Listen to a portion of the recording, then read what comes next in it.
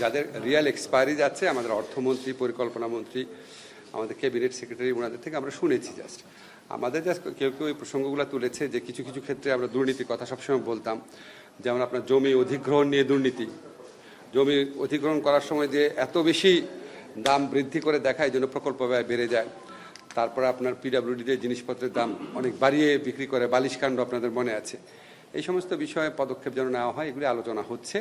আলোচনা 2টা পর্যন্ত চলবে। আমি যেহেতু আমার মন্ত্রণালয়ের জরুরি কাজ আছে, চলে যাচ্ছে।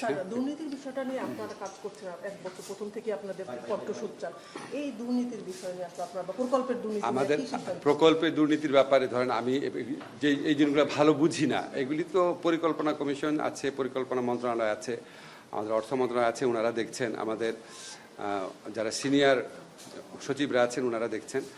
আমাদের যেটা করার কথা যে দুর্নীতি দমন কমিশন সংক্রান্ত যে আমাদের কমিশন ছিল, সংস্কার কমিশন ছিল, এই কমিশন যে প্রস্তাবগুলো দিয়েছিল এই প্রস্তাবগুলোর আলোকে আমরা খুব দ্রুত এই দুর্নীতি কমিশনের প্রস্তাব যে খুব দ্রুত আইনগত পরিবর্তনগুলো করব। আপনাদের একটা শুধু অগ্রগতি জানাতে পারি যে আমাদের এই আইনগুলোর কাজ, সংস্কারমূলক কাজ দ্রুততর করার জন্য আমরা যে ব্যারিস্টার তানিম শাওন আছে, ডক্টর কামাল হোসেন ফার্মের যে পার্টনার, উনি একদম বিনা বেতনে অবৈতনিকভাবে আমাদের এখানে সার্বক্ষণিক একজন কনসালটেন্ট হিসাবে কাজ করছেন, আজকের থেকে শুরু করেছেন। এটাই রাখছি যে ফেব্রুয়ারিতে নির্বাচন, আমরা ফেব্রুয়ারিতে চলে যাব।